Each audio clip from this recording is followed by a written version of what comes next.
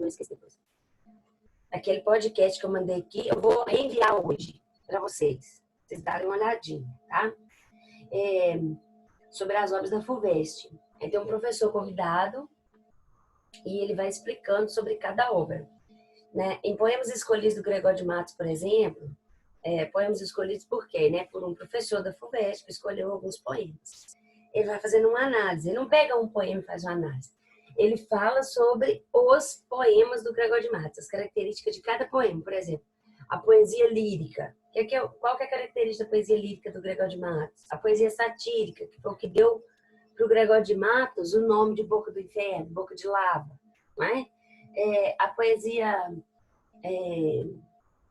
amorosa, lírico-amorosa, lírico-religiosa. Então, ele vai falando isso. E tem a poesia de circunstância, né? A encomiástica, que eu não falei para vocês dela, não. Foi para a terceira série. E para a primeira. A poesia encomiástica que ele fazia assim, para algum nobre com a intenção de obter favores. Aí ele explica que porque o Gregório de Matos, ele andava pela Bahia fora, ficando aqui ali na casa das pessoas, escrevendo seus poemas. Então, por exemplo, ele chegava na casa de um fazendeiro, aí ele ia ficar na casa daquele fazendeiro, pousar ali, né? Então, aquele fazendeiro ia receber como se ele fosse o seu convidado. E aí o fazendeiro talvez tinha uma rixa com o fazendeiro da frente, então o Gregório de Matos fazia uma poesia encomiástica para aquele fazendeiro que ele estava na casa, né? Que era um nobre que estava dando abrigo para ele naqueles dias, e aí ele falava mal do outro, mas ele fazia uma poesia encomiástica para aquele fazendeiro que estava ali, entendeu? Porque às vezes a gente se pergunta assim, mas como assim? Se o Gregório de Matos ele era conhecido como Boca do Inferno, porque ele falava dos desmandos políticos na Bahia, né? Das corrupções, dos desvios morais na igreja, na sociedade de um modo geral. Como é que ele fazia uma poesia encomiástica, então, Maria? Tipo assim, meio que puxando o saco de algum nobre para obter favores. Então, ele estava sendo um pouco controverso? Não, é nesse caso. Dessas andanças dele aí, ele fazia uma poesia para esse nobre, para esse cara que estava na casa dele. Entendeu? A poesia de circunstância que dependia do que ele estava vivendo, né? De onde ele estaria. Tá certo? Depois vocês assistam lá. É muito bacana, eu gostei bastante. Aí ele explica sobre a característica da corrente literária presente naquela obra. Ele faz uma rememoração da corrente literária inteira. Ele explica quem foi no caso, o personagem do podcast, porque o autor que está falando. Tá bastante bacana. O Quincas Borba é muito bom, o Quincas Borba. Sem você ler a obra, você entende tudo da obra. Claro, você já tem que ter um conhecimento prévio sobre Quincas Borba, né? Que já figurou no Brás Cubas. Você tem que ter um conhecimento prévio sobre a escrita do Machado de Assis. Mas é muito bom mesmo, tá, Maria? Depois vocês assistam aí, gente. Muito bacana. Enriquece a literatura de vocês. Ok? Vamos lá, então? Olha só. Eu parei aqui na questão 8. Eu corrigi a 7, parei na 8 da página 68. Tá bom? Ó, no que se refere ao fazer poético, assim como o parnasianismo, houve outro estilo literário que priorizou a objetividade, a perfeição formal e o descritivismo. Trata-se do neoclassicismo. O que foi esse neoclassicismo? Ou o arcadismo, né? O arcadismo foi um movimento contrário ao barroco. Ele veio depois do barroco, né? Ele foi um movimento contrário ao barroco, porque ele queria conter aquele exagero do barroco, todas aquelas contradições barrocas, né? Então, manter um certo equilíbrio, né? Não deixar a emoção falar mais alto. Então, o neoclassicismo, o arcadismo, baseado na racionalidade também, tá bom? Depois, então, letra A, número 8. Depois nós temos aí um soneto do Olavo Bilac, Inania Verba, que são duas questões a respeito dele. Ó, quem há de exprimir alma impotente e escrava, o que a boca não diz, o que a mão não escreve, ardes, sangras, pregadas à tua cruz, e em breve olhas desfeito em lodo o que te deslumbrava. O pensamento ferve e é um turbilhão de lava. A forma fria e espessa é um sepulcro de neve.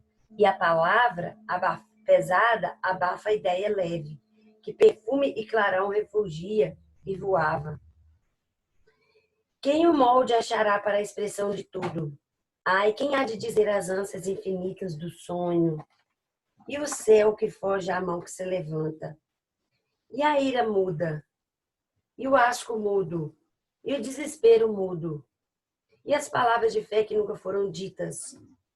E as confissões de amor que morreram na garganta? Esse poema aí do Olavo Bilac. Olha, a gente percebe como que ele utiliza as maiúsculas, né?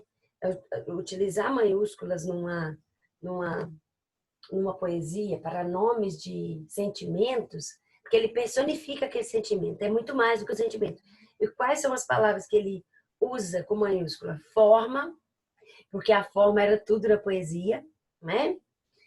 Depois palavra, olha, pensamento, forma, palavra, ideia. Tudo isso todos esses são elementos importantíssimos do parnasianismo. O pensamento, porque é através dele que o poeta vai criar a sua obra de arte com as palavras, o manejo com as palavras. Né? Então, a palavra também, para dar forma. Né?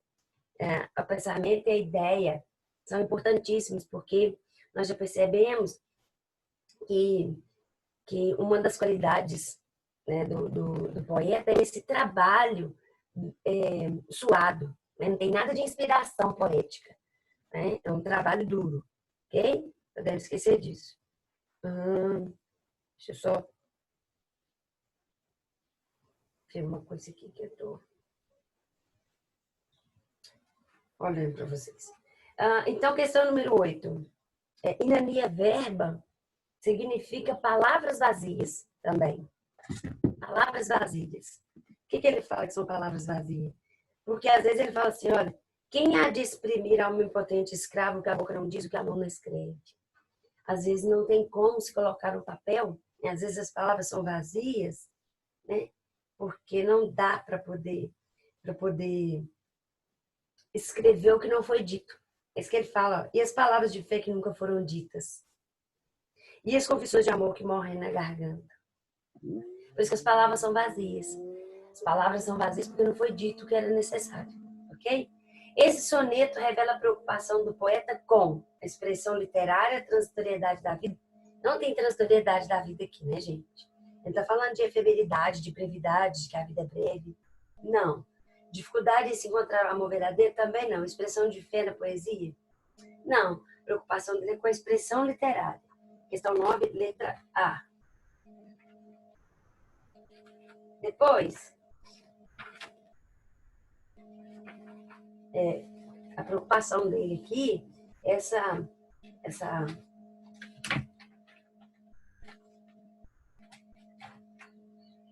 chega a ser uma insuficiência das palavras para traduzir o que se sente, né? Para traduzir plenamente, totalmente as emoções, tá certo? Questão 10. A angústia do poeta se justifica pela dificuldade em casar pensamento e forma, ok? Por isso que ele fala que são palavras vazias, né? A angústia dele, então, é a dificuldade em casar pensamento e forma. Ou seja, por mais trabalhada que seja a linguagem, né, é um instrumento ainda que está aquém dos pensamentos. Instrumento precário com relação a expressar, né, a complexidade de certas emoções, de certos pensamentos, do estado da alma, de um modo geral. Tá certo? O ideal dele seria alcançar a forma perfeita para traduzir esse determinado conteúdo da mente. Ok? Então, a dificuldade em casar pensamento e forma. Letra C. Número 11. Sobre as seguintes estrofes do poema Profissão de Fé, assinale a alternativa incorreta. Profissão de Fé é do Olavo Bilac, que ele compara o escritor, o poeta, com o ourives. Ok? Olha. Quero que a estrofe cristalina, dobrada ao jeito do ourives, saia da oficina sem um defeito. Vive que eu viverei servindo o teu culto e obscuro, os custódias esculpindo no ouro mais puro. Incorreta. Olha, letra A. O sujeito poético anseia pelo máximo de apuro formal? Anseia. Letra B. A deusa cultuada como um ritual religioso é a forma poética? Aham. A deusa cultuada no parnasianismo é a forma poética. Uma arte que serve de referência à poesia parnasiana é a escultura? Sim.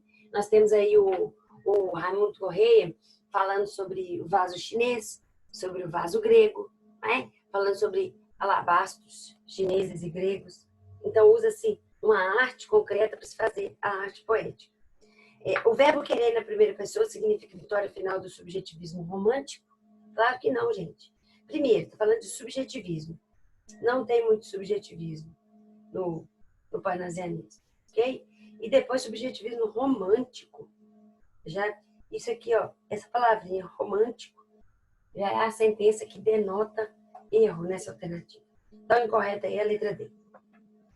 Todas as características listadas estão presentes na poesia parnasiana. Questão 12. Tudo aí é pertinente à poesia parnasiana, exceto escolha precisa de palavras? Sim, escolha precisa de palavras está presente na poesia parnasiana. Tanto que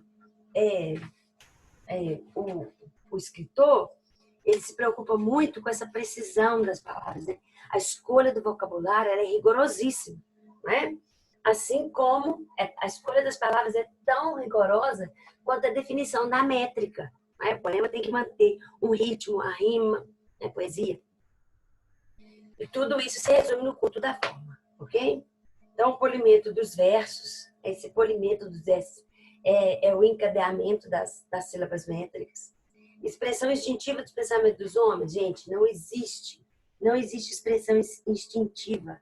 Nada é instintivo a um poeta parnasiano. Tudo é pensado e calculado milimetricamente. E trabalhado e suado, ok?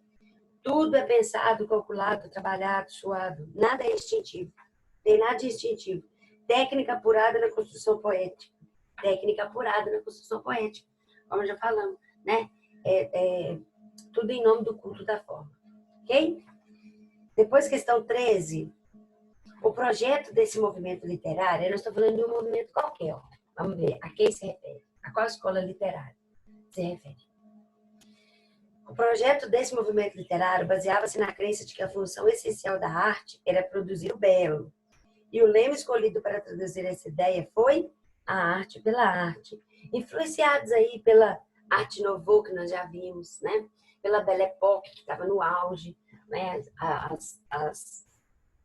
A burguesia acreditava que o belo suprimiria o feio, né? Tudo tinha que ser muito belo. Então, vivia-se uma sociedade, né? De modernização das cidades. E aprendeu-se, o país simbolizava nessa época aí, o gosto, a construção desse novo mundo aí, o gosto pelo belo, acreditava que se suprimia as mazelas da sociedade, né? E aí essa arte nouveau, né?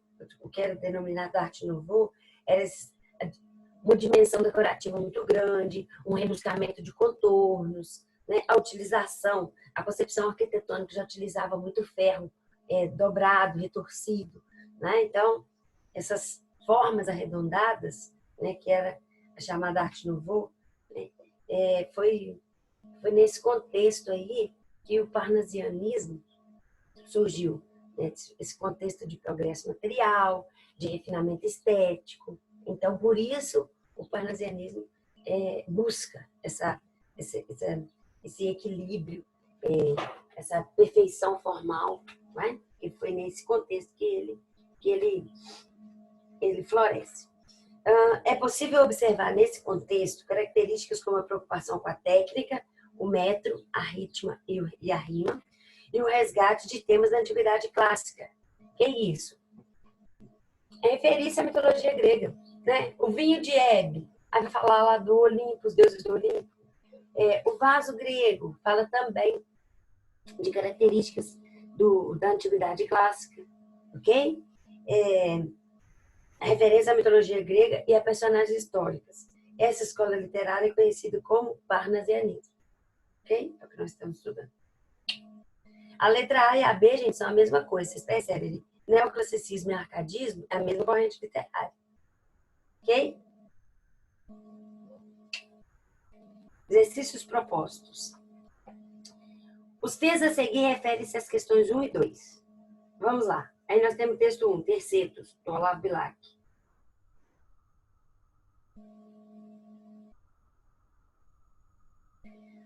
Noite ainda, quando ela me pedia, entre 2 beijos, que me fosse embora.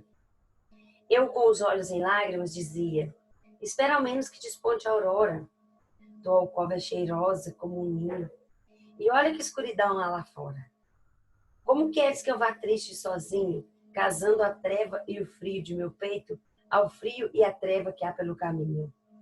Ouves? É o vento, um temporal desfeito. Não me arrojes a chuva e a tempestade.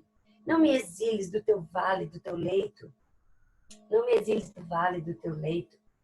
Morrerei de aflição e de saudade.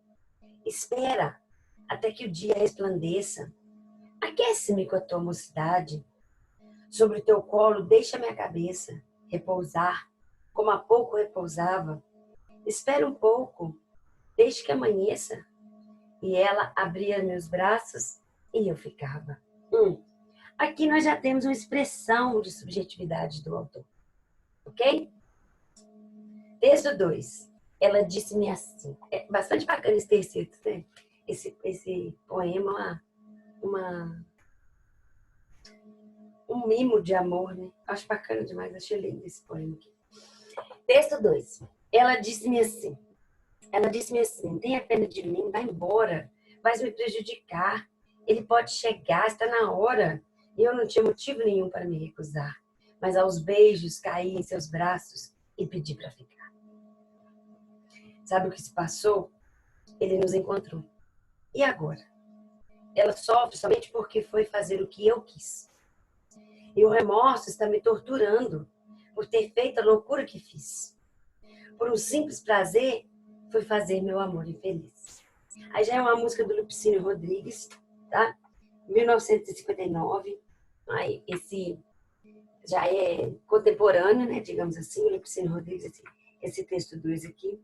Ela disse assim, mas parece que é ao mesmo tempo, parece que é uma sequência do poema 1, não é? É bastante distante uma corrente literária da outra, não é? O Lupicínio Rodrigues de 1959, século XX, o Olavo Bilac no final do século XIX, não é? Vamos lá, vamos fazer essa atividade aqui. Gosto dessas atividades, questões abertas, porque a gente consegue entender melhor. Para isso, vamos anotar. Gosto de anotar que vocês pelo menos fotografam e fica com você na mente. É bom copiar, né? Que quando você escreve, você está mentalizando. O bom mesmo é copiar. Mas, como eu sei que não dá para tirar leite em pedra, vocês já estão acordados aí, valendo? Vamos lá. Questão. Isso daqui já são exercícios propostos. Página. Só para a gente se localizar aqui. Vai que alguém chega agora. Página 70. Questão 1. Letra A. Questão letra A fala o seguinte. Separados pela distância do tempo, o texto do compositor Lupicínio Rodrigues, que nasceu em 1914, morreu em 1974, mantém relações de semelhança e de dessemelhança com o poema de Olavo Bilac, que nasceu em 1865 e morreu em 1918. Eles viveram 4 anos na mesma época. Releia-os com atenção e a seguir. Letra A. Responda que sentido o samba-canção do Lupicínio Rodrigues poderia representar uma continuidade ou mobilização do tema focado pelo poeta parnasiano. Então, vamos lá. De que modo essa obra do Lupicínio Rodrigues dá uma continuidade ao poema do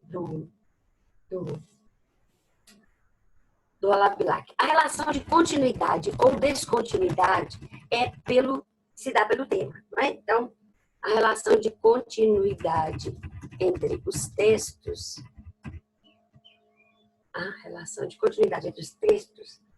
é de ordem temática.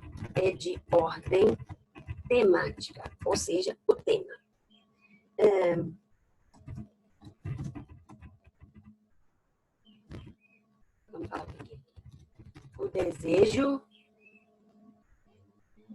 O desejo do amante permanecer nos braços da amada durante mais tempo.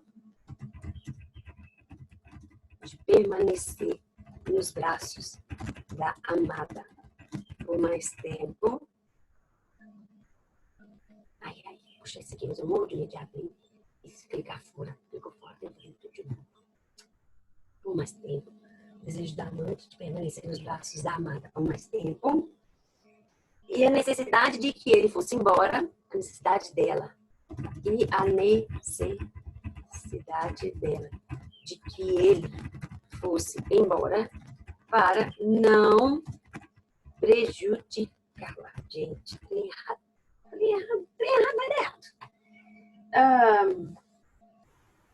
evidentemente, em ambos os casos aí,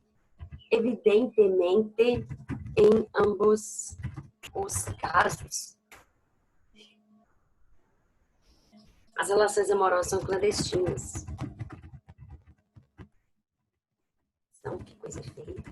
Clandestinos. Né? Ele vai chegar. Quem vai chegar? O marido. Não aceitas não aceitas ou não utilizadas, não sancionadas, não aprovadas pela sociedade, né? Pelo sistema moral da sociedade em questão. Ok? A relação de continuidade entre os textos é de ordem temática, ou seja, o desejo do amante de permanecer nos braços da amada por mais tempo e a necessidade dela de que ele fosse embora para não prejudicá-la. Evidentemente, em ambos os casos, as relações amorosas são clandestinas, não aceitas pelo sistema moral da sociedade. Ok? Deixa eu ver aqui uma coisinha. Ah, não, estou falando vírgula. Questão B agora. B. A B pergunta o seguinte, ó. Aponte um aspecto do mesmo ponto. Não, estou pulando lá para a questão do desculpa. Do ponto de vista formal da versificação, aponte pelo menos um procedimento de Lupicínio que o distancie do poema de Bilac. Eu estou falando agora formal da versificação, porque a versificação do Olavo Bilac é rigorosamente metrificada. Já a versificação do Lupicínio Rodrigues, observe, é versos livres. Ela disse-me assim, 6 sílabas poéticas. Ela disse-me assim. Tenha pena de mim. Vai, bom. Versos livres. Então, vamos lá. Os versos de Lupicínio são livres, ao passo que os de Bilac, Olavo Bilac, Olavo é o nome latim, vocês sabem, né? Eu tinha fazendo um aninho hoje. Olavo. Ai, o nome que eu falo aqui dentro dessa casa. Olavo. Fogo na botica aí. Os versos de Lupicínio são livres, ao passo que os de Bilac são rigorosamente metrificados. Vou tomar vírgula aqui. Ao passo que os de Bilac são rigorosamente metrificados. Ok? O que está em voga aqui, gente? O comparativismo, né? Aponte pelo menos o procedimento do Lupicínio que o distancia do poema de Bilac.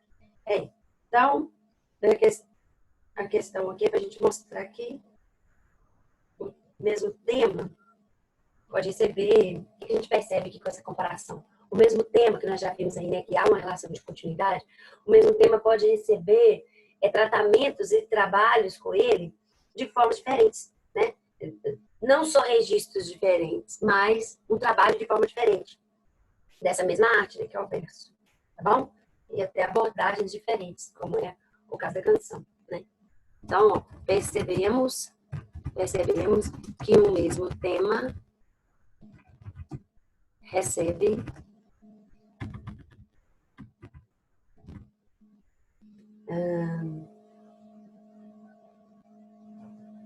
não só registros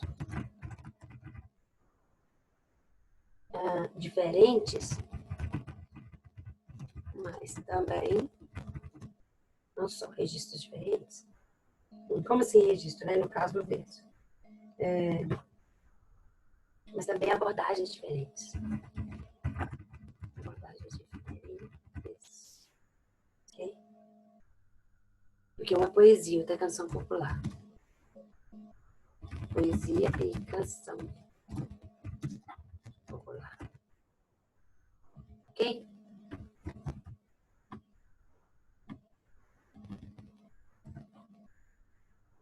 Uma poesia da canção popular.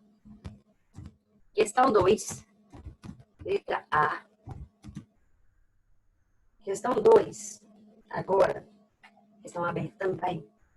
Embora seja considerado um dos mais típicos representantes do parnasianismo brasileiro, cuja estética defendeu explicitamente no célebre poema Profissão de Fé, Olavo Bilac revela, em boa parcela de seus poemas, alguns ingredientes que o afastam da rigidez característica da escola parnasiana e o aproximam da escola romântica. Lembra que eu falei que tem uma certa expressão de subjetividade? Claro, né? Eu tô falando dele. Ele, não manda embora. Não faz com que eu me junte a esse negrume da noite, a essa escuridão. Deixa eu ficar aquecido aqui no seu colo. É a expressão de subjetividade. Né? Isso afasta o poema do Bilac da característica parnasiana de objetividade. Não é? A poesia parnasiana é objetiva.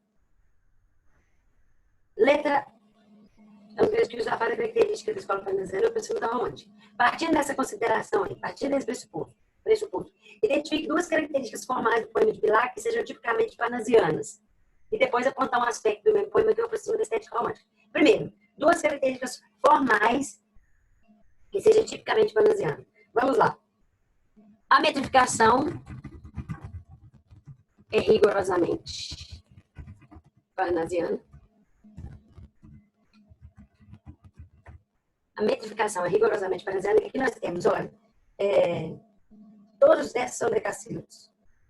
Como queres que eu vá triste sozinho?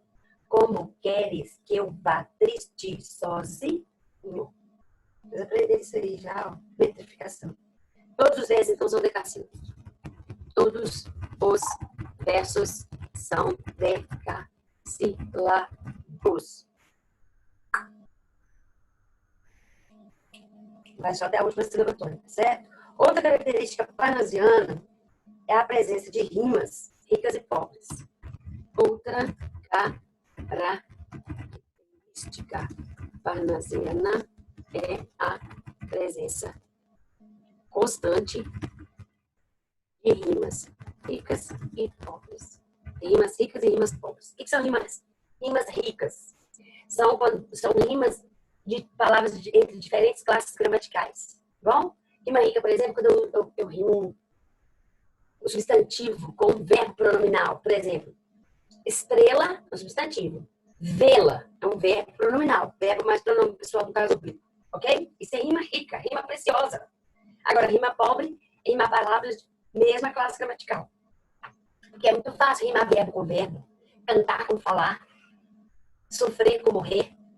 Certo? Difícil é rimar palavras de diferentes classes gramaticais. Então, outra característica parnasiana é a presença constante de rimas ricas e pobres. Por exemplo, uma rima rica. Resplandeça e cabeça. Deixa eu colocar aqui entre parênteses. Resplandeça. Resplandeça. Não tem isso aqui, não. Resplandeça, rimando com cabeça. Tá vendo? E depois a rima pobre. Rima pobre. Rima pobre que usa aqui, ó. Pedia e dizia. Que são dois verbos. Ok? Ok. Letra B. Virou B. Ai, galera. Letra B fala o seguinte, ó. Aponte um aspecto do mesmo poema que o aproxima da estética romântica. O aspecto que mais aproxima os versos do Bilac da poesia romântica aí é a concepção do amor, primeiro, né? Concepção do amor como uma paixão avassaladora e uma transgressão. Vamos lá? O aspecto que mais aproxima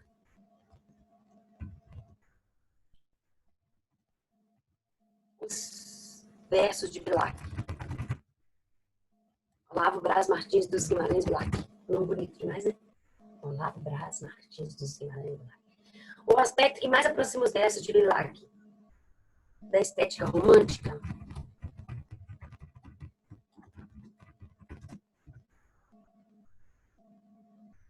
está na concepção do amor como da estética romântica. Está na concepção do amor, 3 minutos para acabar, como paixão e transgressão. O que é isso? O amor é tão avassalador que faz ele fugir do pensamento, do raciocínio lógico, né? Ele acaba ficando, pede a moça para que fique mais, ela deixa ele ficar mais um pouco, né? É motivo de transgressão, por quê? Porque nós já falamos que, pelo visto, né, pelas relações amorosas serem clandestinas, não serem aceitas pelo sistema moral social, então ele está transgredindo o sistema moral social por causa dessa paixão no rei. Ó, exemplo, os seguintes versos, 8 e 12, papai. Os seguintes versos. Morrerei de aflição e de saudade.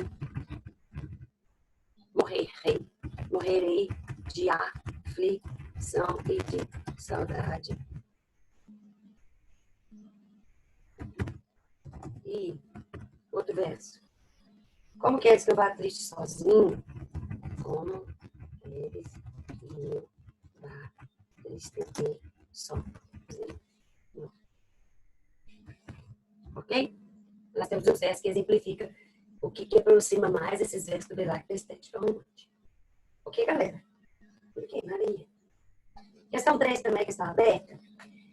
Para responder a questão, leia o soneto de Raimundo Correia. Esbraseia o ocidente na agonia. O sol, aves em bandos destacados, por céus de ouro e de púrpura arraiados, fogem.